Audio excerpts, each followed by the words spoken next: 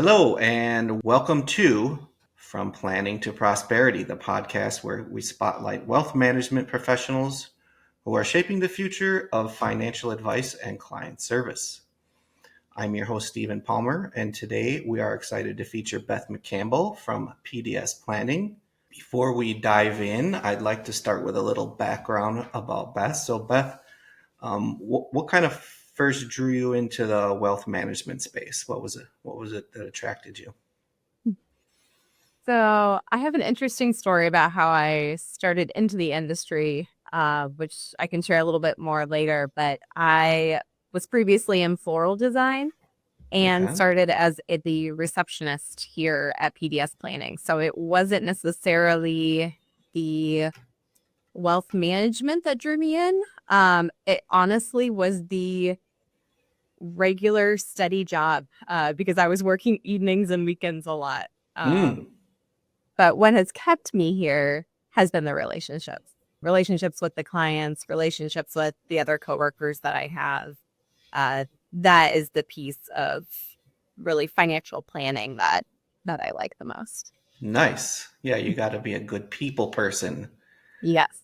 to get people to like you. That's awesome. That's a good shoe in for sure. So, just to set the stage for the listeners moving forward here, many may not know exactly like what the day to day looks like for wealth advisors like yourself. So, can you share a bit about your role at PDS Planning? How does it connect your overall vision for clients regarding your role? And then, if you can, just walk us through a typical day in your practice. Yeah, absolutely. So my day to day can look very different because it really is dictated by the clients that I serve. So there are days where I might be helping someone with a job offer. I might be helping someone work through a severance package or retiring or saving for a kid's education. I mean, it looks a lot different, but email communication is first and foremost probably what I'm doing most. Uh, Mm-hmm. Occasional phone calls as well, and then client meetings. We like to meet with our clients in person whenever possible, but we've Zoom and Teams and Right. all sorts of things have allowed us to do uh, those meetings virtually as well. And we've got clients that are all over the country. So I have some clients that I've never met in person. Mm-hmm. And, those client meetings are a big part of my day as well. So it just kind of depends on what the day brings. A lot of it is again dictated by what the clients that I serve, what they need for that specific day. Yeah, that's good. I mean, that's a really good one-on-one customer service, and that's a good picture. So thanks for giving us the insight there. So in terms of the niche here, wealth management, so how is it evolving? I mean, it is evolving quickly right now, right? Mm-hmm. Because there's a lot of boomers like myself kind of getting to the finish line. So whether it's like client behavior, compliance, or technology, like what kind of things are you noticing that come up a lot in your day to day? Yeah, yeah, absolutely. To your point, yes, a lot has changed in this industry. Even since I started, which was about 10 years ago at this point, the change Mm-hmm. we've seen in the last 5 years, even within the last few years with AI, where every industry I think is starting to see, you know, parts of AI starting to affect their industry. And so, Sure. um, technology has come a long way for asset management, for financial planning. Uh, we use software every single day. That's part of how we build the financial plans for clients. It allows us to Mm-hmm. really build this framework that we use to help clients make decisions, help Right. offer recommendations. So that's what I'm in consistently. And we're seeing a lot of, in the AI space specifically, kind of what we've started to adapt has been the note taking aspect, Yeah. which has been really helpful for us. Yeah. The medical profession has done that a lot as well. Just, being Mm-hmm. able to be engaged in the conversation as opposed to, let me make sure I'm jotting down, all these Right. notes. Right. We can really engage with people instead. And then it pulls all that information and gives us a pretty good output that we can use coming out of that meeting to make sure we're taking care of all the to-dos and things as well. Right. But yeah. Yeah, that's the good thing about the note takers. They're Hmm. really good for people that really are planners and not just, question answerers, so to Yeah. speak. Yeah. Although Yeah. some of us, don't need the note takers, but that's not true across the board for sure. Yeah. I like the notes. Well, that's really insightful. I mean, it's clear that you're paying attention to what's going on in the industry for sure. AI is definitely all over the place trying to creep its way in. Yes. And I've noticed that if finance is the regulations are slightly becoming a little bit more relaxed, Hmm. which is Hmm. helpful for management and sales, of course. Yeah. Yeah, absolutely. And I think we'll still continue to see, I mean, I remember entering the industry and robo advising was, kind of big Right. at that point in time. And I think we're seeing, AI stepping in a little bit with that too. But I'm always reminded that, again, what I said with relationships, like we are all people and we all have different emotions around money Mm-hmm, as well. mm-hmm, And mm-hmm. so there's certain things like, it's every financial decision we make has some kind of emotion tied to it. And so, like there's aspects where you can't always have AI or a technology piece or something else stepped in for that. So much of, again, like what we do is with the relationships with people. And it's not this every single person does the exact same thing. Because Right, we're all right. Yeah, all the AI needs guardrails or bumpers or however you want to say it. I mean, it's really just helps us with the flows, right? The that we should be working on, which you just got to keep that in mind.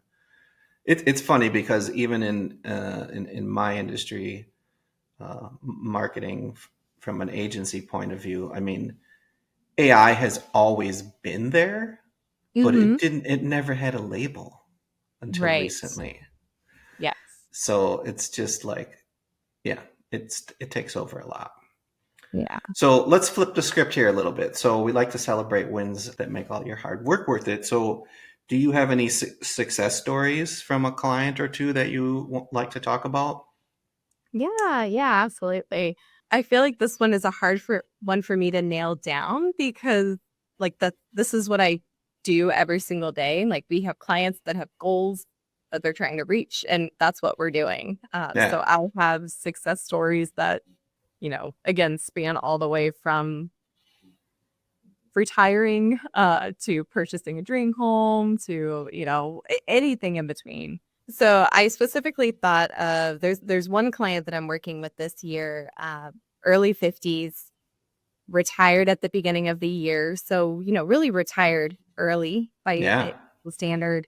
Um, and they're also just went into contract over the weekend to build their dream home. And Hmm. there's not many clients that I can think of that would say, all right, I'm going to retire. I no longer have this income stream. And now let's go and, put forth a Yeah. lot of cash to build this home. And so that's just been really exciting to see. And they have confidence in doing that. And, sure, it's a little nerve wracking. I think that's understandable. Sure. But they have this peace of mind knowing that we've built this plan, we've looked at the projections, we've stress tested, and like this works. So that was one I thought of specifically, and even not I guess client specific story, but with myself. So I kind of alluded to it at the beginning. So I started out of school as a floral designer and a bridal consultant. Very different than what I'm doing today. Yeah. And like I said, I started as the receptionist here. I had a really good friend in the role. She no longer wanted to be in the office environment. I stepped in. And now fast forward 10 years later, and I am a lead advisor on multiple high net worth clients. I'm studying for my CFP, uh, and also raising a young family um, Yeah. midst of it. So uh, I feel like that's a success story that it's kind of a personal one or a business one, Yeah. but is a notable one. It's a unique entry into the industry. Yeah. You found yourself. That's fantastic.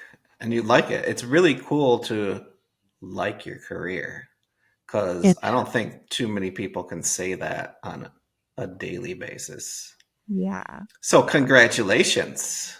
Thank you. Those are some good stories. They kind of show, uh, a lot about you and the impact that you make on other people's financial plans and lives, of course, because you're having these deep conversations. It is funny to me that, financial planning and consulting, it really does touch those deep veins in people's lives that maybe they didn't ever want to talk about them openly. So that's kind of your gift, Mhm. is to make that connection of communication happen, right? Yeah. Yeah, absolutely. Yeah, I mean, Because we don't really want to talk about finances most of the time. It's no, something that we openly talk about. no, not with strangers. Right.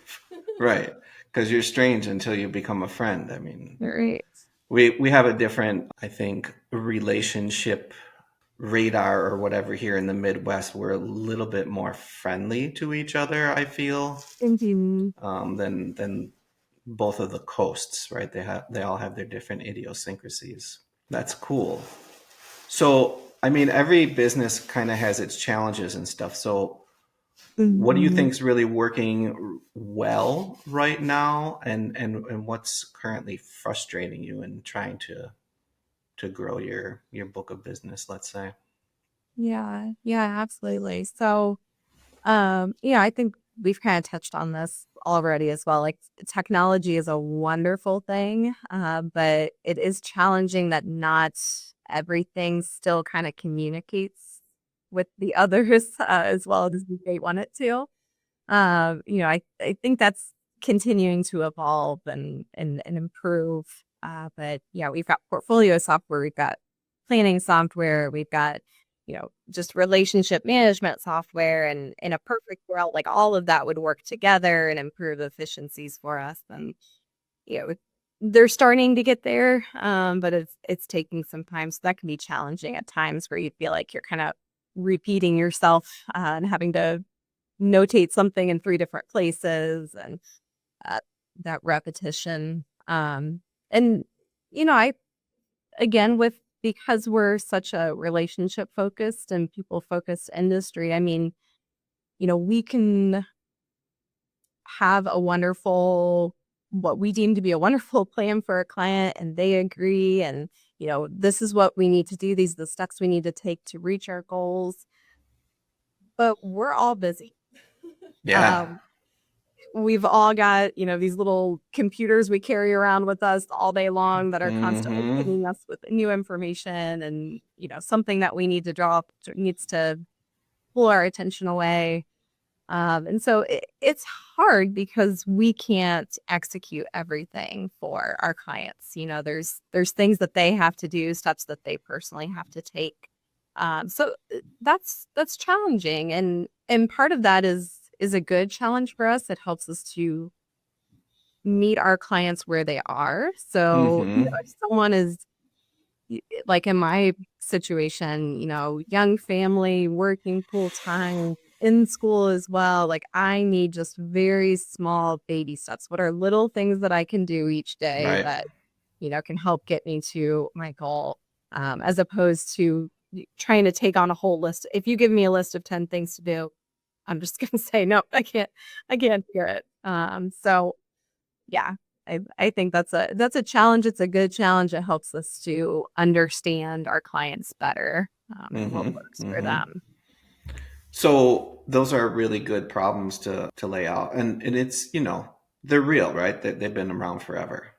Mhm. Like what you say, when you're at your stage of life, where you're kind of in the growth stage of your life, It's very distracting raising a family and working and going to school. You laid on there. Mhm. So, you know, my question is who's at home in the kitchen, right? Because somebody's got to be there. Right. Right. So, in relation to these topics that you just reviewed, I mean, what are you focusing in on? Is it new client acquisition? Is it AUM growth? Is it just retention? Yeah, great question. So our PDS planning is a flat fee advisor.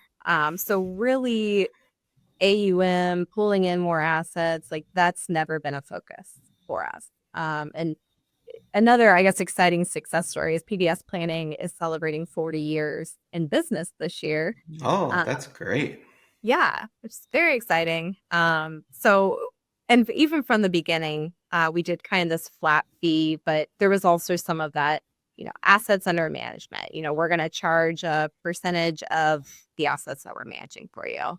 And in the last 10 years, we've really changed to be a flat fee advisor specifically and kind of Mm-hmm. market ourselves around that. Um, and so we're still acquiring new clients, and finding ways through our marketing messaging. And that's why I said, like, we've got clients that are all across the country. Sure. And when people start to hear that message of, oh, you have a flat fee as opposed to a percentage of my assets is what you're charging me, that can be a huge difference, for Yeah. a lot of clients. And so uh, client acquisition, yes, we are a growing firm. We're about 18 people right now, and continuing to grow and the plan to grow at a reasonable rate. But yeah, our fee structure makes us quite unique. And Mm-hmm. I think about even just a simple example. You got $2 million, maybe you're nearing retirement, looking for someone to help with financial advice, managing your assets. And if you went to anywhere else, they'd say, oh, it's a percentage of your assets. It's just 1%. Yeah. It doesn't sound like very much. But when we think of the dollar figure, that's $20,000 a year. Right. And depending on how you're invested, if you're pretty aggressively invested. I mean, the S&P 500 returned 25% last year. So, Mm-hmm. you know, that very simple terms, again, you're probably not completely invested in the S&P 500, but Right. your portfolio goes up by $500,000, you know, contribute another 24,000. I mean, your fee then is growing by thousands of dollars every single year to your advisor, and you really don't even know it. And so that's again, I think what sets us apart is we are very transparent about our fee. And if we make any kind of increase to it, we have our clients sign a new agreement for that. So they're always aware of what they're paying, and their fee is not just increasing based off of what they're saving and how the market's growing. So yeah, I guess they're roundabout went to your question. No, that's a really good answer and a good, marketing pitch, right? It's just we're not nickel diming you on the auto bill of the percentage, which a lot of people need, and a lot of people that are aware of it would probably prefer to not take that type of a deal with a financial advisor for sure. Mhm. Yeah, a lot of people just aren't aware of what they're paying. It's very, very normal in our Mm-hmm. industry. Mm-hmm. So let's look ahead a little bit. I mean, every advisor has a vision for where they want to go next. Mhm. Where do you think your firm is headed in the next 6 to 12 months? Is it relationships, business growth, kind of a little balance? Yeah, I'd say probably a little balance of both. Again, we're continuing to grow and expand. So adding on additional advisors, we're looking at our space, and saying, okay, is there areas even within our physical space that we can grow and have more space for additional people? Um, I mean, personally, again, I'm studying for the CFP exam, so my hope would be in the next 6 to 12 months, I'm sitting for that exam, I'm passing that exam, uh, having that credential. And there's others in our office as well who have that same goal. So I think there's actually quite a few people that are studying for that specifically. So I think there's a lot of internal growth we're working on right now, just continuing to educate ourselves. Um, and yeah, continuing, we've made some updates. We made an update to our website last year, again, to really hone in on that flat fee and have that be a primary focus for us. And so we're constantly trying to tweak that to draw in new clients that Nice. have a desire for that specific fee structure. Nice. So if you could overcome one major challenge right now, whether it be operational, marketing, or client facing, what would that be? I would say probably more from the operational standpoint. We're constantly trying to update how we do things internally, and making sure that, as we continue to grow, we has processes in place that are consistent. So if someone new comes in, they know exactly how something is meant to be done, and it's a Yep. simple process for them. So I would say continuing to work on that challenge of how do we improve our processes so that we can be more efficient in what we're doing. And then Hmm. as we're bringing new people into our firm, making it so that, that training is there for them and they understand how it works and operates as well. Nice. So operational. Good Yeah. choice. Yeah. I think, and it makes sense for a consulting type of business. I like it. Mhm. Exciting. So it'll be great to see how you and your firm turn those into a reality over the next few years as you're trying to get your license and stuff. Yes. Well, Yes. thank you so much. This has been a truly valuable conversation, Beth. I really appreciate your time. Yeah, absolutely. Um, Thank you so much for inviting me on. yeah, we appreciate you sharing your journey and your insights today. That's a wrap here on From Planning to Prosperity. Tune in next time, and we'll see you soon.